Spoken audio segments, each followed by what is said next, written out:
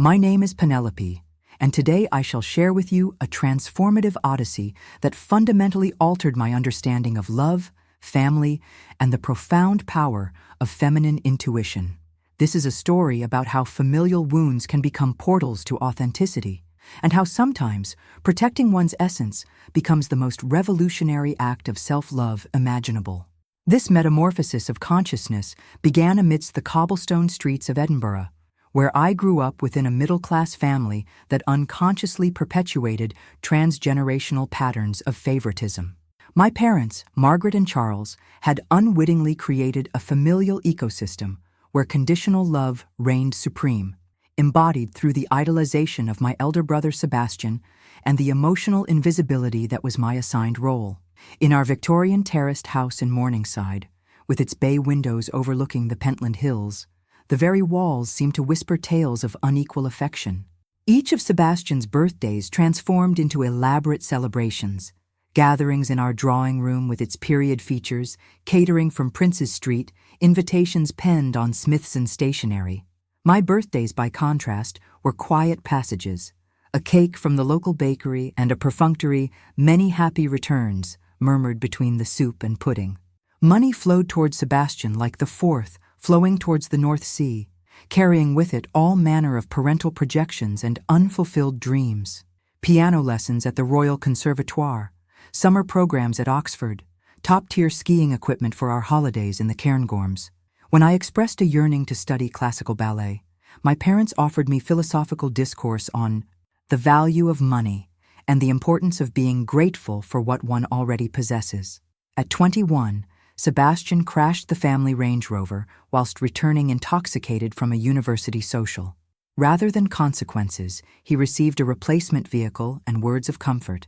"The important thing is that you're alive, darling boy." That very same week, when I accidentally broke a piece of Edinburgh crystal during dinner, I received a 20-minute lecture on responsibility and respect for family heirlooms. This emotional asymmetry was so pronounced that even our family friends noticed it, always with that distinctly British smile that normalizes the unmentionable. I grew up carrying the limiting belief that something within me was fundamentally flawed, that I must transform myself to deserve the same tenderness that Sebastian received as his birthright. At 27, following my psychology degree from the University of Edinburgh, I secured a position at a family therapy practice in the new town. It was there that I encountered Oliver, a 29-year-old man who worked as a specialist in transgenerational trauma. Oliver possessed that rarest of gifts, the ability to listen to one's soul without attempting to fix it, to see beyond survival masks into the essence beneath. Our connection blossomed over 4 years of a relationship built upon mutual recognition of our wounds and celebration of our healing journey. Oliver understood the intricate dynamics of my family and their impact upon my nervous system, yet he consistently encouraged me to maintain familial bonds, believing in the possibility of transforming even the most entrenched family patterns. In December 2023, during a winter solstice of extraordinary magic at his family's estate in the Cotswolds, Oliver asked for my hand. In that ancient manor house, surrounded by oak trees that had witnessed centuries of human stories, beneath a star-filled sky of crystalline clarity, he knelt and opened a box of midnight blue velvet. The diamond sparkled like captured starlight, 4.5 carats of pure radiance set in a platinum mounting of timeless elegance. Oliver later confided that he had saved for 5 years to offer me this ring, £110,000, a sum representing the materialization of all his dreams of sacred union. When we arrived at my parents' home to announce our engagement, their reaction activated every internal alarm system I possessed. Mother examined the ring with that particular Edinburgh expression and declared it rather ostentatious and that true marriage isn't measured by jewelry.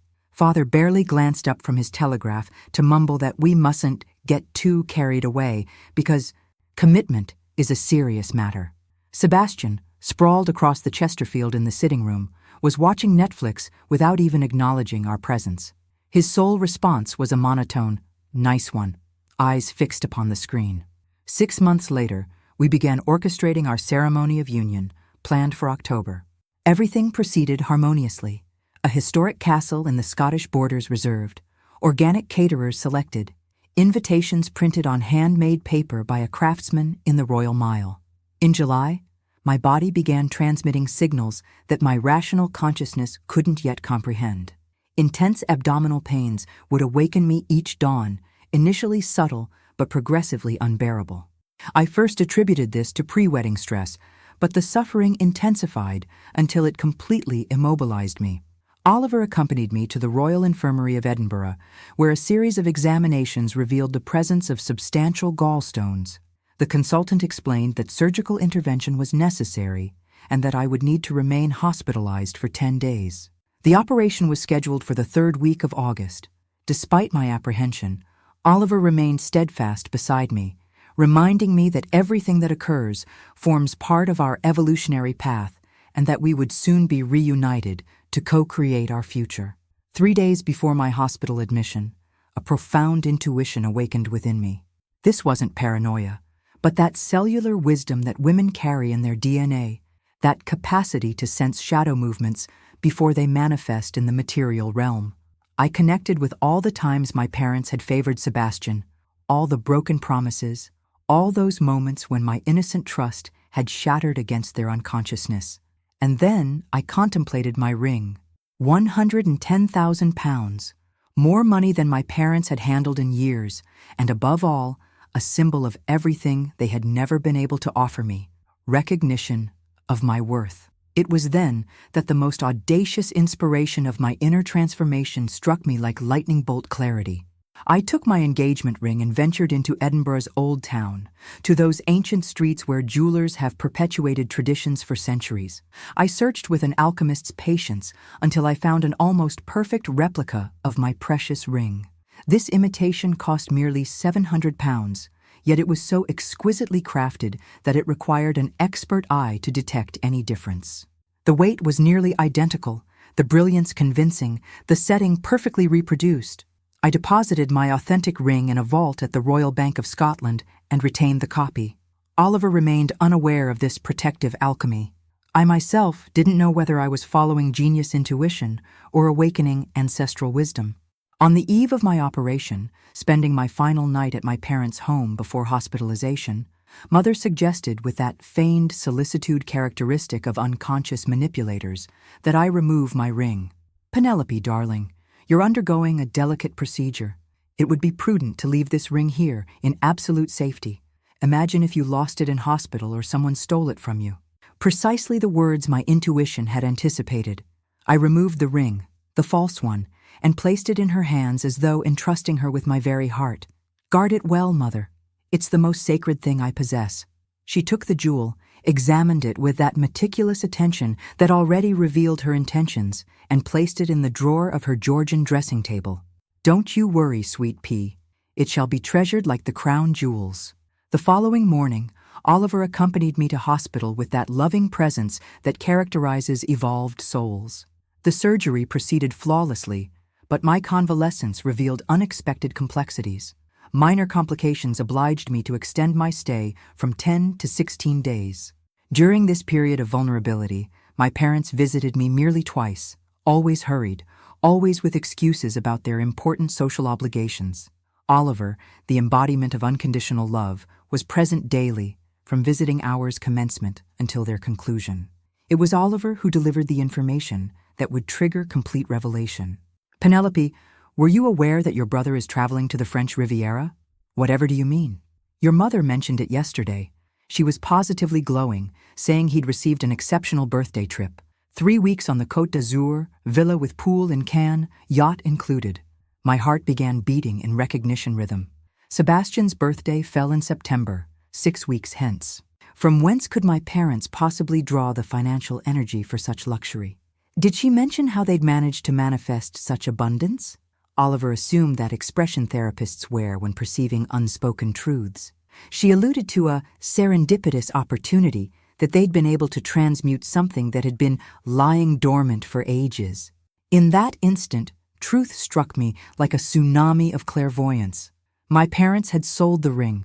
Rather, they had sold what they believed to be my £110,000 engagement ring to materialize Sebastian's hedonistic fantasies on the French Riviera.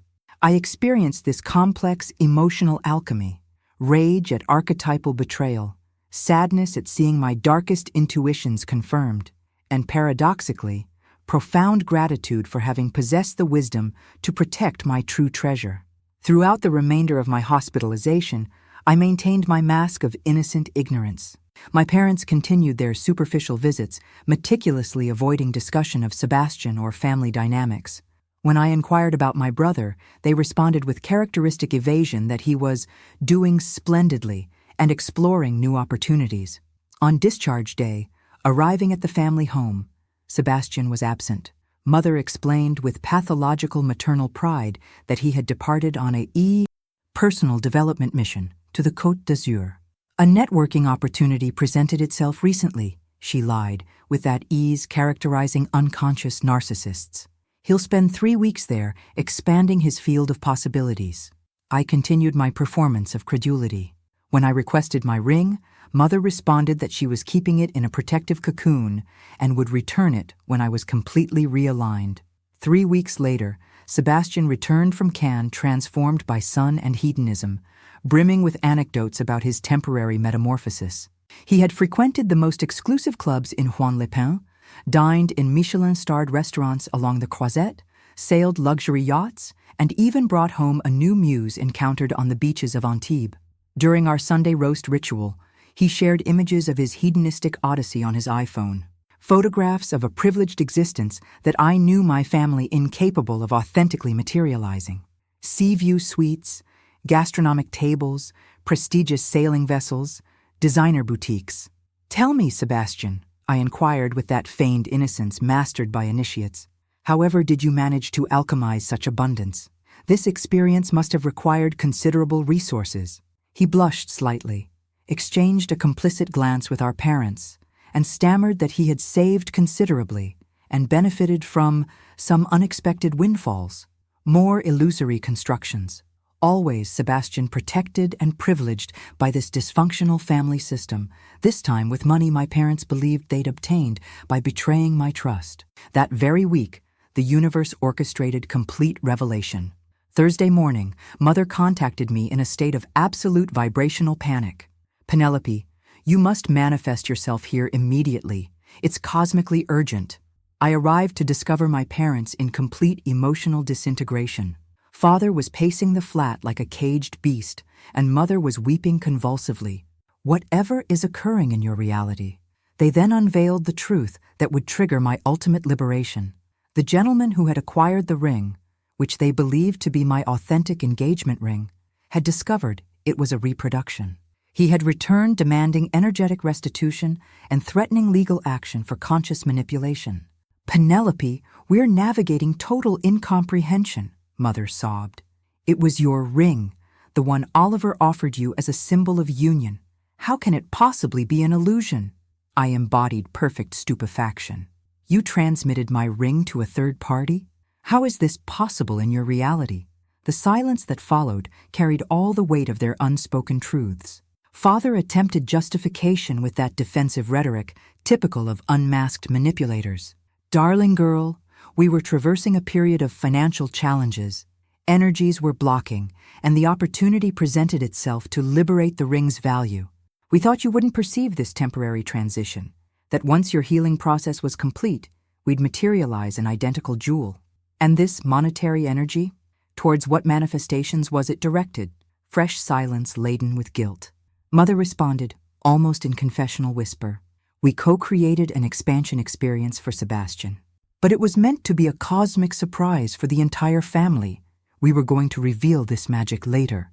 In that precise moment, I channeled all my transgenerational pain. I expressed the rage of those years of emotional conditioning, the suffering of never being seen in my essence, the disappointment of seeing my darkest intuitions confirmed by reality. You sacrificed my £110,000 ring to fuel Sebastian's hedonistic fantasies? Penelope, we shall realign this situation. We'll manifest another jewel for you. You can trust our intention." "With what energetic resources, Mother?" "You've just revealed that you're navigating lack and that the purchaser demands restitution of his investment." The situation amplified exponentially. The ring's purchaser accepted no negotiation. He had invested £90,000 for that jewel, a price below spiritual market value, yet nonetheless a considerable sum, and demanded immediate reimbursement. My parents possessed no such monetary energy. Sebastian had completely consumed the resources during his Riviera odyssey, and they knew not how to materialize £90,000 instantaneously. The solution was a consumer loan with energetically vampiric interest rates contracted in father's name. Yet even then, they couldn't gather the entirety. They had to sacrifice their vehicle and several ancestral family furnishings to complete this karmic debt. Throughout this disintegration process, lasting nearly a lunar cycle, I continued embodying devastation due to my ring's loss. Oliver, navigating in ignorance of my strategy, was authentically grieved and promised we'd co-create another union symbol, even if it required years of energetic accumulation. But this cosmic lesson wasn't concluded. The credit my parents had materialized carried energetically crushing installments. Within a few cycles, they found themselves submerged in karmic debts. They had to sacrifice other possessions, drastically reduce their lifestyle, and Mother even found part-time employment at a boutique in Stockbridge to contribute to financial equilibrium. Sebastian, perfect incarnation of privileged irresponsibility, undertook nothing to repair the imbalance he'd indirectly caused. He continued parasitizing parental energy, consuming freely, borrowing friends' vehicles, and living as though this cosmic lesson concerned him not. In December, 3 months after this chaotic purification, Oliver and I finally celebrated our sacred union. The ceremony unfolded at an eco-retreat in the Highlands, simple yet profoundly aligned with our values. My parents attended, attempting to radiate despite their disastrous energetic situation. At the altar, when the officiant invoked the exchange of commitment symbols, Oliver manifested a box from his pocket. Within rested my true ring, the original £110,000 piece, scintillating with authentic light. "Oliver," I murmured with cosmic emotion, "whence comes this manifestation?" He smiled with that wisdom of connected souls. "Penelope, I co-created this ring 5 years past. I know every vibration of this crystal. What your parents transmitted wasn't our union symbol. Our true ring has always been protected in a banking cocoon, awaiting this moment of revelation." It was then I unveiled all the alchemy of my strategy, how I'd anticipated my parents' unconsciousness, how I'd substituted the ring with a replica, how I'd observed this entire cosmic lesson unfold exactly according to my intuitive vision. Oliver was in total veneration before my strategic wisdom. "Penelope, you embody absolute mastery. You protected our sacred symbol whilst permitting the universe to dispense its divine justice." During the celebration, my parents came offering felicitations. They were visibly embarrassed, attempting to maintain appearances before our spiritual community. "Penelope, dearest, we profoundly regret this misalignment experience. We hope you can transmute this energy towards forgiveness." I offered them my most luminous smile. "Mother, Father, you've done naught but reveal your authentic essence. You've simply been genuinely yourselves." This response seemed to plunge them into confusion, but I judged no further elaboration necessary. Following our union, Oliver and I co-created our personal energetic cocoon. We initiated fresh existence, liberated from my familial lineage's toxicity.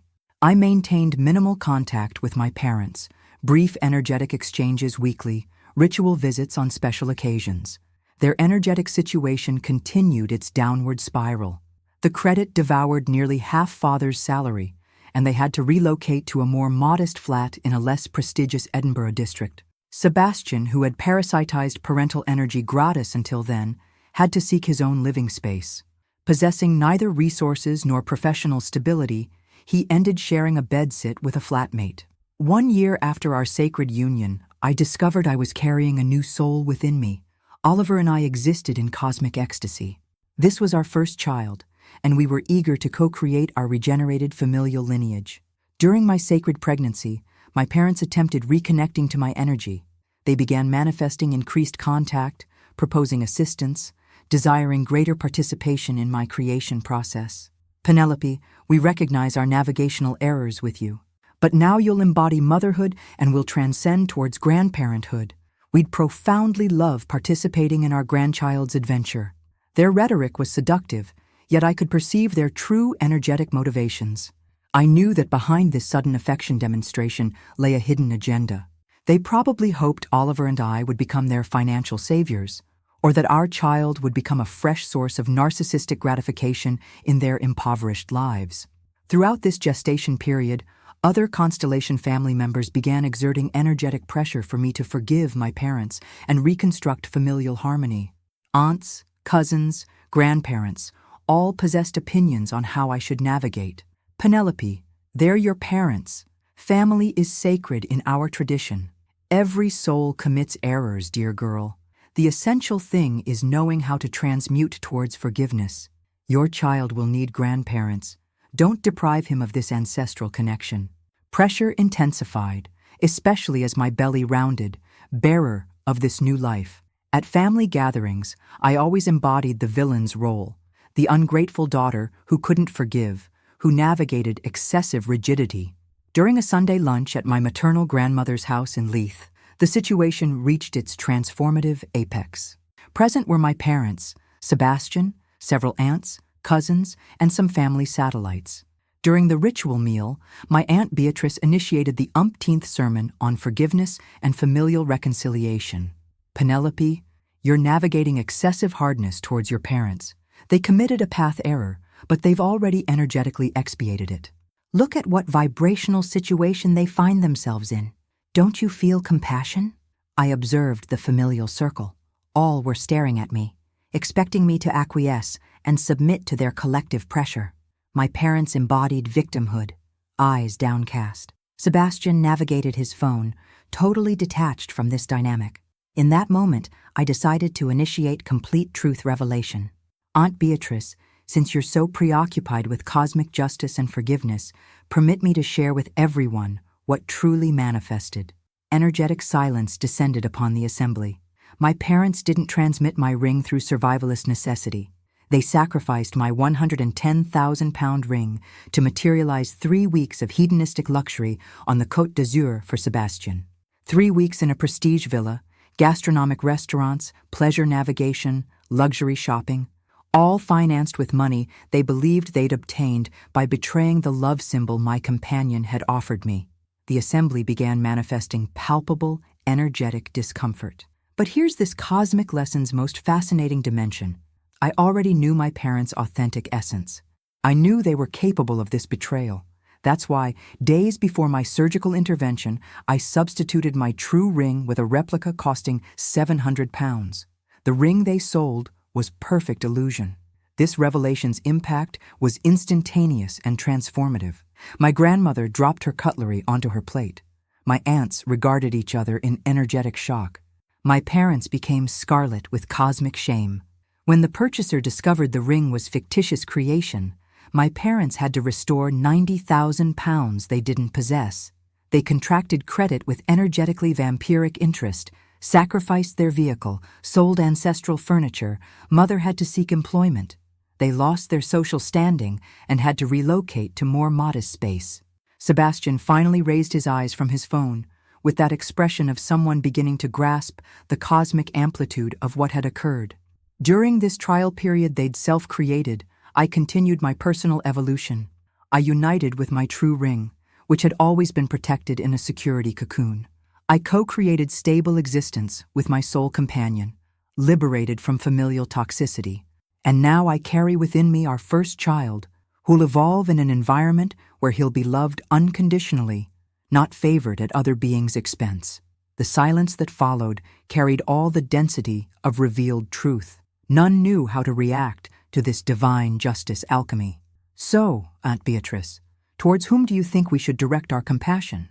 Towards parents who betrayed their own daughter's trust to fuel the privileged son's fantasies? Or towards the daughter who simply protected herself from dishonesty she already carried in consciousness? My aunt couldn't formulate a response. In reality, no assembly member could react. I arose from table with goddess grace, took my handbag, and departed my grandmother's house. Oliver, who had remained silent throughout this transformative revelation, accompanied me. In our vehicle, he took my hand with that tenderness of connected souls. Penelope, You've embodied righteous action. These beings needed to receive this liberating truth. I know, Oliver. I was weary of being perceived as the villain in a story where I was the sole authentic victim. After that revelatory Sunday, everything transformed alchemically.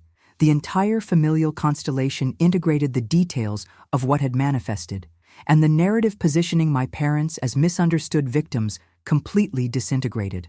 My parents lost the support and sympathy they'd been receiving from their network. Sebastian became the subject of family gossip, the son who cost his parents their stability because of feudal holidays. Some family members attempted contacting me to transmute their energy towards apology regarding the pressure they'd exerted, but I wasn't interested in regression. I'd made my decision to wean toxic bonds, and I navigated in profound peace with this choice. My son was born 6 months later, a luminous and radiant being we named Jasper. Oliver and I co-created our personal family tradition based on unconditional love, not favoritism and emotional manipulation. My parents attempted reconnection several times, especially after Jasper's birth. They transmitted energetic messages via WhatsApp, manifested insistent calls, appeared at our residence entrance. But I'd integrated a fundamental lesson.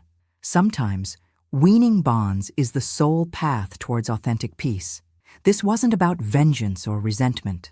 This was about self-preservation and co-creating a healthy environment for my new familial lineage. Today, 3 years after this initiation, I can affirm this was my existence's most aligned decision. Jasper evolves in a cocoon where he's loved without conditions, where he needn't compete for attention or affection. Oliver and I have manifested life based on authenticity, mutual respect, and genuine love. I've learned through familial channels that my parents continue navigating financial challenges. The credit remains unsettled, and they've never completely regenerated from the energetic shock they self-created. Sebastian has never professionally stabilized either. He continues changing employment frequently, navigates temporary rental spaces, and occasionally depends on assistance from parents who can barely maintain their own equilibrium. Sometimes I connect with the question of whether I was too rigorous, whether I should have forgiven and transcended this lesson. But then I observe my son playing in our garden, see Oliver returning from work with that light in his eyes, feel our hearth's peace, and know with certainty I embodied the right choice. My story doesn't speak of vengeance. It speaks of cosmic justice and emotional alchemy. It speaks of recognizing toxic transgenerational patterns and having courage to liberate oneself from them. It speaks of understanding that authentic family doesn't limit itself to genetic bonds. True family is where unconditional love, mutual respect, and heart loyalty radiate. Today I wear my engagement ring daily, not merely as my sacred union symbol, but as reminder that I trusted my intuitive wisdom and protected myself when my emotional survival depended upon it. 110,000 pounds doesn't purchase merely a diamond. It materializes also the lesson that our feminine intuition never deceives us. And each day that flows, co-creating my life liberated from familial toxicity, I'm increasingly certain that sometimes the greatest self-love demonstration consists in knowing when to say no, when to wean poisoned bonds, and when to choose one's own peace rather than others' approval. This is my transformation tale, an odyssey of betrayal, discovery, silent justice, and above all, alchemical liberation. Proof that we needn't always struggle against injustice. Sometimes it suffices to be wise enough not to become its victim, and intuitive enough to transform every trial into a portal towards our authenticity. In this cosmic dance of life, I've learned that every wound can become a window, every betrayal a portal towards deeper truth about who we truly are. The ring wasn't merely jewelry, it was the symbol of my capacity to protect what's precious within me, to trust the soul's voice even when the mind doubts. Today, when I watch Jasper growing in an environment of pure love, I know I've broken a transgenerational chain. I've transformed pain into wisdom, anger into clarity, betrayal into freedom. This is the most potent alchemy, transmuting familial wounds lead into personal authenticity's gold. The universe whispered its secrets through my intuition, and I learned to listen. In that listening, I found not just my freedom, but the blueprint for raising a child who will never question his worth, never compete for love, never settle for crumbs when he deserves the whole feast of unconditional acceptance. This is the greatest gift we can give, not just to ourselves, but to future generations, the courage to break cycles, to trust our inner knowing, and to choose love that elevates rather than diminishes our spirit.